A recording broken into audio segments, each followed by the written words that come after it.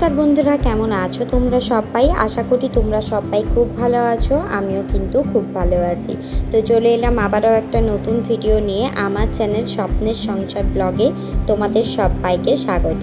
তো চলো আজকের ভিডিওটা শুরু করা যাক। আজকের বারটি হচ্ছে বুধবার, এখন বাজে সকাল 7টা। তো ঘুম থেকে উঠে প্রথমেই এসেছি রান্নাঘরে রান্নাবান্না চাপানোর জন্য। তো প্রথমেই তো এসে আমি চালটা ধুয়ে ভাত বসিয়ে দিয়েছি। সাথে আগের দিন রাত্রে কেটে রাখা যে সমস্ত সবজি পাতি মাছ টাছ ছিল সেগুলোও ফ্রিজ থেকে বের করে সব জলে ভিজিয়ে দিয়েছিলাম। আর কালকে রাত্রে যেহেতু বেশ অনেকক্ষণ থেকে ফ্রিজটা চালিয়ে রেখেছিলাম আর ওয়েদারও বেশ ঠান্ডা ছিল বৃষ্টির জন্য, তার কারণে শাকটা কিন্তু একদম হালকা হালকা বরফ হয়ে গেছে। তো শাকটা তো সেদ্ধ করে আমাকে জল ঝরাতে হবে, তাই আর আলাদা করে জল দিয়ে ধুলাম না। তো শাকটা প্রথমেই কড়াতে দিয়ে দিলাম, এর মধ্যে একটুখানি লবণ আর একটুখানি চিনি দেব। তোমরা যারা আমার ভিডিও দেখো তারা তো সবাই জানবে যে শাক সেদ্ধ করার সময় আমি অল্প করে একটুখানি চিনি দিই, কারণ এগুলো যেহেতু বাজার থেকে কিনে আনা শাক, এই শাকে কিন্তু খুব একটা স্বাদ থাকে না। তো একটু লবণ একটু মিষ্টি হলে কিন্তু আমার বেশ ভালো লাগে। তো তোমরা কে কে একটুখানি চিনি দিয়ে শাক সেদ্ধ করে ভাজো অবশ্যই আমাকে কমেন্ট করে জানিও। তো এখানে কিন্তু আমি লবণ আর চিনি দিয়ে শাকটাকে সেদ্ধ হতে দিয়ে দিলাম। আর এদিকে কিন্তু আমি সসপ্যানে জল দিয়ে জলটাকে গরম করব, কারণ সোনা পাপার যে ফ্লাক্সের বোতল তারপরে জল খাওয়ার বোতল সেগুলোকে তো আমি রোজই গরম জলে ফুটিয়ে দিই ছিপিটিপিগুলো। তো সেইগুলোই গরম জলে ফোটানোর জন্য দিয়ে দিলাম, আর বাকি যে এক্সট্রা জলগুলো ছিল সেগুলোকেও এখন ফেলে দিচ্ছি। তো তারপরে যে লবণ আর চিনিটা দিয়েছিলাম সেটা এখন ভালো মতন করে শাকের সঙ্গে মিশিয়ে দিচ্ছি। এরপরে কিন্তু ঢাকা দিয়ে দেব। তো যেহেতু কলমির শাক, এতে কিন্তু আলাদা করে জল অ্যাড করার দরকার পড়ে না। এই শাক থেকে কিন্তু বেশ অনেকটা পরিমাণে জল বেরোবে। তো শাকের জলেই কিন্তু শাক সেদ্ধ হয়ে যাবে। ওই যে বলে না মাছের তেলে মাছ ভাজা, ঠিক তেমনই শাকের জলেই কিন্তু শাকটা সেদ্ধ হয়ে যাবে। তো এদিকে কিন্তু আমার বোতলের ছিপিটিপি একদম ভালো করে গরম জলের সঙ্গে মিশে এবার ফুটে গেছিলো। তো ওগুলোকে ভালো করে হাত দিয়ে পরিষ্কার করে চটকে চটকে ধুয়ে একটা থালার মধ্যে তুলে নিলাম। তারপরে কিন্তু আমি বোতলগুলোকে ব্রাশ দিয়ে ভালো করে পরিষ্কার করে নেব। আর বোতলগুলোর মধ্যে না আগের দিন রাত্রে সোনা পাপা কালার পেন্সিলের গুঁড়ো ফেলে দিয়েছিল। তো ওই তাই ভালো করে একটুখানি নর্মালি হচ্ছে সাবান টাবান আমি দিই না, যেহেতু ছোটো বাচ্চার জলের বোতল লিকুইড সার্ফ এইসব দিয়ে পরিষ্কার করাটা কিন্তু ঠিক নয়। তো নর্মালি আমি জল দিয়ে আর ব্রাশ দিয়ে ভালো করে ঘষে ঘষে পরিষ্কার করে ধুয়ে দিলাম। ধুয়ে নেওয়ার পরে কিন্তু আমি এখন সোনা পাপার জলটা গরম করে খাওয়ার জন্য জলটা ঢেলে রাখবো। তো চলো জলটা আগে নিয়ে আসি, কারণ আমরা তো যেহেতু কেনা জলে সমস্ত কিছু করি। আর 20 লিটার করে এক একটা জলের ডাব্বা আমাদের আসে। আগে সোনা পাপাকে কিন্তু আমি কেনা জলেই চান করাতাম যখন সোনা পাপা ছোট ছিল। আসলে এখানকার যে ট্যাঙ্কির জলগুলো ওগুলো কিন্তু খুব একটা ভালো নয়। নর্মালি গায়ে চান করার সময় ব্যবহার করলেও কিন্তু বিভিন্ন রকমের সমস্যা হয়। তো ছোট বাচ্চা বলে ওকে দিতাম না, ওর গায়ে র্যাশ বেরিয়ে যেত। কেনা জলেই ওকে আমি চান করাতাম। তো এখন যেহেতু বড় হয়ে গেছে, এখন জলটাকে ফুটিয়ে ঠান্ডা করে ওকে কিন্তু আমি চান করাই। আর খাওয়ার জল 20 লিটার করে আসে। ওই 20 লিটার জল আমাদের মা ছেলে আমরা তো সারাদিন একা দুজনেই বাড়িতে থাকি। তো আমাদের কিন্তু বেশ 2 দিন কিন্তু হয়ে যায়। আর যেহেতু তোমাদের দাদাভাই তো সারাদিন বাড়িতে থাকেই না, ওই সকাল 9টার সময় বেরিয়ে যায়, সন্ধ্যে 6টাতে আবার ঢোকে। তো ও সারাদিন তো অফিসেই থাকে। আমি আর সোনা পাপা যেটুকুনি জল খাই আর রান্না হয় ওই জাস্ট। তারপরে কিন্তু আমি শাকটাকে জল ঝরিয়ে নিয়েছিলাম। আর তারপরে কড়াতে তেল দিয়ে তারপরে পেঁয়াজ, শুকনো কাঁচা লঙ্কা, তার সঙ্গে হচ্ছে গিয়ে রসুন সব কিছু ভালো মতন করে ভেজে নিয়েছিলাম। তো ভাজার পরে ওই ভাজা মশলাগুলোর সঙ্গে কিন্তু সেদ্ধ করা শাকটা দিয়ে ভালো করে নাড়াচাড়া করে নামিয়ে নেওয়ার পরে মাছটা দিয়ে দিয়েছি ভাজার জন্য। তো আজকে কিন্তু ভোলা মাছের ঝাল করব। সোনা পাপার জন্য 2 পিস কাতলা মাছ ছিল, তাই ভেজে দিলাম। একটা সোনা পাপাকে দেবো আর একটা তোমাদের দাদাভাইকে। তারপরে কিন্তু অফ ক্যামেরায় আমি সমস্ত রান্নাবান্না করে নিয়েছিলাম। শাক ভাজা করেছিলাম, তার সঙ্গে সবজি দিয়ে ডাল করেছিলাম, ভেজিটেবিল ডাল, তার সঙ্গে ভোলা মাছের ঝাল করেছিলাম। আর 2 পিস কাতলা মাছ তো আগেই ভেজেছিলাম, তোমাদেরকে দেখিয়েছিলাম। আর সকালে ব্রেকফাস্ট খাওয়ার জন্য তোমাদের দাদাভাইয়ের জন্য বানিয়ে দিয়েছিলাম চিড়ের উপমা। তো চিড়ের উপমাটা 2 দিন হলো আমি বানিয়েছি, এর আগে তো কখনো বানিয়েছিলাম না। প্রথমবার যখন বানিয়েছিলাম তোমাদের সঙ্গে শেয়ার করেছিলাম। তো তবে একবার খেয়েও তোমাদের দাদাভাইয়ের এত ভালো লেগে গেছে, তো ও বারবারই বলে যে আমাকে উপমাই বানিয়ে দিও, আমি উপমাটাই খাবো। আর ও যেহেতু একটু হেলদি টাইপের খাবার খেতে পছন্দ করে, আর উপমা তো ভীষণ হেলদি একটা খাবার, আর একদম অল্প তেলে হয়ে যায় আর খেতেও ভীষণ টেস্টি হয়।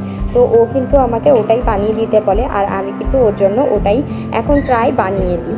তারপরে এসেছি সমস্ত জামা কাপড় কাচা ধোয়া করে ছাদে মিলতে।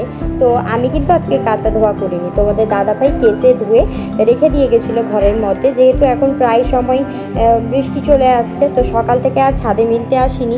এখন হচ্ছে গিয়ে সকালে ব্রেকফাস্ট করার পরে বেশ অনেকক্ষণ বসেছিলাম, এখন বাজে হচ্ছে 11:45 মতো। এখন এসেছি ছাদে আমি সমস্ত জামা কাপড়গুলো মিলে দিয়ে যেতে, কারণ ওয়েদারটা ভীষণ ফাঁকা করেছে, দেখতেই পাচ্ছ আকাশটাও বেশ পরিষ্কার হয়েছে, সাথে হালকা ও রোদ্দুরও দিয়েছে। তো এখন যদি আমি মেলে দিয়ে যাই তো আমার বাকি সমস্ত কাজ হতে হতে কিছু না হোক জামা কাপড়গুলো হালকা শুকিয়ে যাবে। আর জামা কাপড়গুলো যদি ছাদে হালকা শুকিয়ে যায়, জলটা ঝরে যায়, তাহলে নিয়ে গিয়ে কিন্তু ফ্যানের তলায় দিয়ে দিলে জামা কাপড়গুলো সুন্দর করে শুকিয়ে যাবে। আর বৃষ্টি ওয়েদার কিন্তু আমার একেবারে ভালো লাগে না, বৃষ্টিকালটা আমার পছন্দই নয় বলতে পারো, কারণ রাস্তাঘাট সমস্ত জল জমে কাদা চিপচিপে হয়ে থাকে। তার উপরে সবচেয়ে বড় যেটা সমস্যা হয় সেটা হচ্ছে কি আমাদের জামা কাপড় একেবারে শুকোতে চায় না। আর যারা যারা ছোটো বাচ্চার মায়েরা আছো তারা তো বুঝতেই পারছো এই বৃষ্টিকালে জামা কাপড় শুকোনো নিয়ে মাদেরকে কী সমস্যাই না ভুগতে হয়। তো জামা কাপড়গুলো সমস্ত মিলে দিয়ে আসার পরে এখন এসেছি ঘরদোর মুছতে। এমনিতে বৃষ্টি ওয়েদার, ঘরদোর এমনি স্যাঁতস্যাঁতে, তবুও কিন্তু ঘর না মুছলে আমার ঘরে পা রাখতে একেবারে ভালো লাগে না। যেহেতু একটু পরিষ্কার পরিচ্ছন্ন করে রাখা আমার বরাবরের অভ্যেসে পরিণত হয়ে গেছে, তো রোজ একবার হলেও আমাকে ঘরটা মুছতেই হয়। কারণ সোনা পাপা যেহেতু হাঁটাচলা করে, খেলা করে, তারপরে খাবার দাবার অনেক সময় নিচে ফেলে দেয়, আবার ওই নিচ থেকেই তুলে খাবারটা যখন আমি ধরো আমার বেলক্ষতেও ফেলে দিয়েছে, আমি যদি দেখতে না পাই ও কিন্তু মেঝে থেকে তুলেই খাবারটা খেয়ে নেয়। তো আমি যদি পরিষ্কার পরিচ্ছন্ন করে না রাখি তাহলে তো নোংরা থেকে খেলে ওর তো পেটের সমস্যা হবে।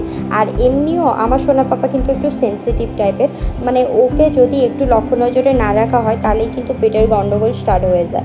তো এই সমস্যা নিয়ে ছোটো থেকে আমি ভীষণ পরিমাণ ভুগেছি, কারণ আমার সোনা পাপা হচ্ছে প্রিমেচিউর বেবি, মানে মাস পূরণ হয়নি তার আগেই কিন্তু সোনা পাপা আমার কাছে চলে এসেছিলো। পুরো একদম 9 মাসে আমার কাছে আর সোনা পাপা চলে এসে, মানে 8 মাস পূর্ণ হয়ে 9 মাসে পড়েছিলাম, তখনই কিন্তু সোনা পাপা হচ্ছে গিয়ে সোনা পাপার জন্ম হয়েছে। তো ও যেহেতু প্রিমেচিউর বেবি, 1 মাস আরও বাকি ছিল, তো ওকে একটুখানি যত্নতে আমাদের রাখতে হয়।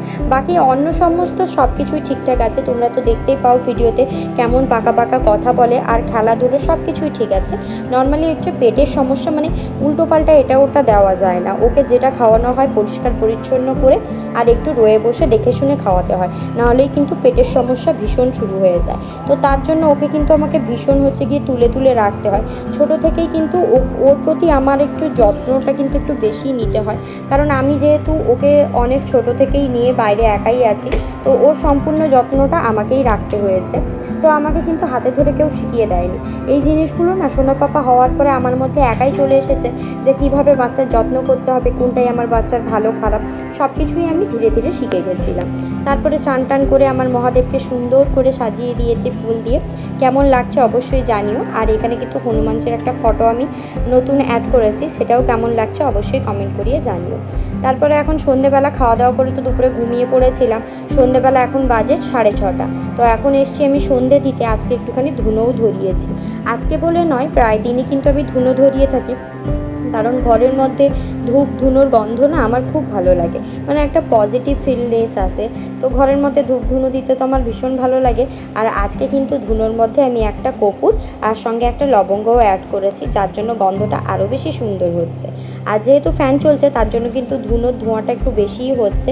প্রথমেই তো আমি প্রদীপটা ধরিয়ে নিয়েছিলাম, তারপরে ওই প্রদীপের শিখা থেকেই কিন্তু দুটো ধূপ ধরিয়ে নিয়েছি। এখন ঠাকুরকে ভালো মতন করে ধূপটা দেখিয়ে নিচ্ছি, একটা ধূপ এ ঘরে দেবো আর একটা ধূপ দেবো আমাদের রান্নাঘরে, কারণ ওখানে আগে আমি ঠাকুরের ফটো একটা রেখেছিলাম, কিন্তু বর্তমান যেহেতু ওই ঘরে আমরা হচ্ছে গিয়ে রান্না করি আর খাওয়া দাওয়া করি, তাই ওই ঘরে আমি আর কোনো ঠাকুরের ফটো রাখিনি। নর্মালি আমার শোয়ার ঘরে সমস্ত ঠাকুরের ফটো নিয়ে চলে এসেছি। আর পুরো ঘরটা কিন্তু এখন হচ্ছে গিয়ে আমি একটুখানি ধুনো দিয়ে নিচ্ছি, আর তারপরে বাকিটা নিয়ে যাব ওই ঘরে, মানে আমার রান্নাঘরে দেখিয়ে নেওয়ার পরে কিন্তু সন্ধেবেলা বানিয়েছিলাম বাঁধাকপির পকোড়া।